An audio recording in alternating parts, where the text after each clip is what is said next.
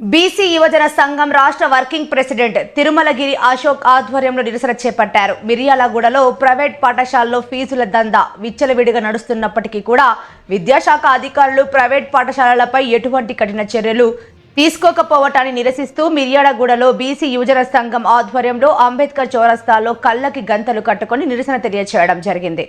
ఈ సందర్భంగా బీసీ యువజన సంఘం రాష్ట్ర వర్కింగ్ ప్రెసిడెంట్ తిరుమలగిరి అశోక్ మాట్లాడుతూ మిర్యాలగూడలో ప్రైవేట్ పాఠశాలలో ఫీజులు మరియు పుస్తకాలు, యూనిఫామ్స్, టై, బెల్టుల పేరిట వ్యాపారం కొనసాగిస్తున్నప్పటికీ కూడా విద్యాశాఖ అధికారులకు కనిపించడం లేదా అని ఆయన అన్నారు.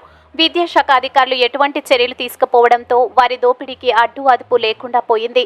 విద్యాశాఖ నిర్లక్ష్యానికి పేద విద్యార్థుల తల్లిదండ్రులు ఆర్థిక ఇబ్బందులకు గురవుతున్నారు.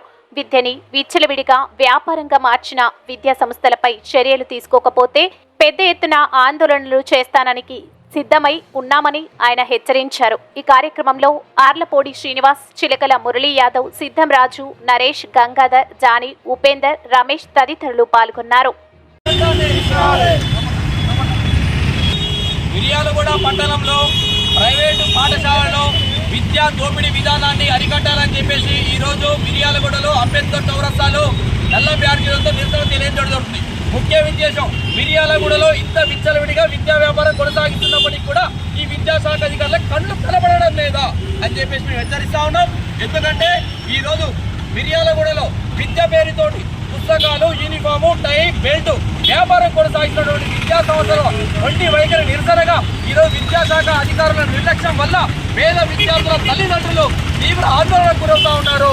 ఎందుకంటే ఈరోజు ప్రైవేటు పాఠశాలలో పేద విద్యార్థులు చదివించుకునే దుస్థితి లేకుండా పోయింది. కాబట్టి ఈ విద్యాశాఖ అధికారులకి ఇంత నిమ్మకు నీరు కట్టినగా వ్యవహరించడం వల్ల ఈరోజు పేద విద్యార్థులు ప్రైవేటు పాఠశాలలో చదువుకునే దుస్థితి లేకుండా పోయింది. ఎందుకంటే ఎంపీఓ గారు కానీ, డిఈఓ గారు కానీ ఇంతవరకు మిర్యాలగూడలో ఉన్నటువంటి ఏ ఒక్క ప్రైవేటు పాఠశాలలో కూడా విజిట్ చేసిన పాపాన పోలే.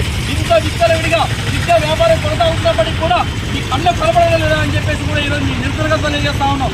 ఎందుకంటే ఈ మిర్యాలగూడ నియోజకవర్గంలో చుట్టుపక్కల గ్రామాల్లో పేద విద్యార్థులందరూ కూడా మిర్యాలగూడ నియోజకవర్గంలోని ప్రైవేటు పాఠశాలలో చదువుతున్నప్పటికీ ఈ రోజు పేద విద్యార్థులు ప్రైవేటు పాఠశాలలో ఫీజులు కట్టలేక భూములు అమ్ముకునే పరిస్థితి నెలకొన్నారు.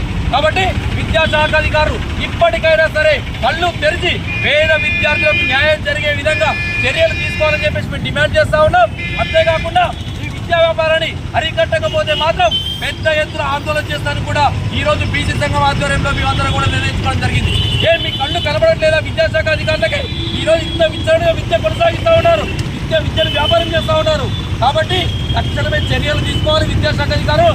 లేకపోతే మాత్రం పెద్ద ఎత్తున ఆందోళన చేస్తాను కూడా బీసీ సంఘం నాయకులందరూ కూడా సిద్ధంగా ఉన్నారని చెప్పి హెచ్చరిస్తా ఉన్నాం. జై బీసీ, జై బీసీ. విద్యా దోపిడీ విధానాన్ని